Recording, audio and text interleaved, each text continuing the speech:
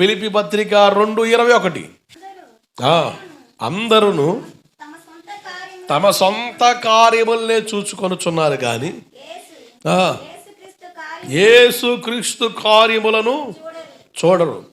తిమోతిలో ఉన్న గొప్ప లక్షణం ఏంటంటే కంప్లీట్గా దైవికమైన విషయాల కొరకు చాలా చాలా జాగ్రత్తగా, అలాగే ఆశ కలిగి వాటిని జరిగించడానికి ఇష్టపడతాడు.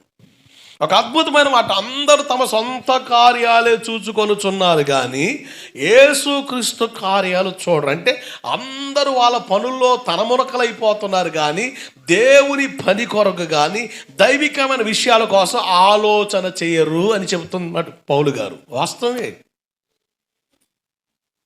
మనం దేవుని కార్యాలు, దేవుని పని మీద మన ఆలోచన ఉండాలి.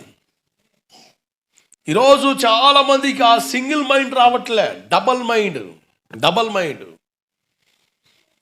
భౌతిక సంబంధమైన వాటి మీదే కాదు, కుటుంబపరమైన వాటి కొరకు ఆలోచిస్తా దైవ సంబంధమైన వైరాగ్యాన్ని పాడు చేసుకున్నారు చాలామంది.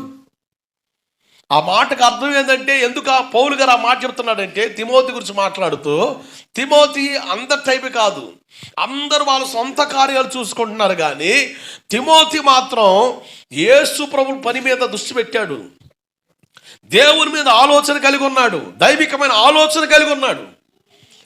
ఈరోజు చాలామంది దేవుని పని మీద, దేవుని సన్నిధి మీద ఆలోచన పెట్టరు. జాగ్రత్తలండి. దేవుని కొరకు నువ్వు నష్టపోతే దాన్ని రెట్టింపుగా దేవుడు ఇస్తాడు, దాంట్లో సందేహం లేదు. ఆయన బిడ్డలు నశించడం కానీ, దిగజారిపోవడం కానీ, బలహీనపడడం కానీ, లేక దరిద్రతలు ఉండడం దేవునికి ఇష్టమైంది కాదు. నిన్ను దీవించాలని, నిన్ను ప్రయోజకుడిగా మార్చాలని, నీకు ప్రయోజనకరమైన వాటిని ఇవ్వాలన్నదే దేవుని యొక్క అభిలాష. దాని కొరకే ప్రాణంతో సహా ఆయన ధారపోసాడు, ప్రాణాన్ని ఇచ్చిన ఆయన కనుక ఏదైనా చేయగలడు నీ కొరకు.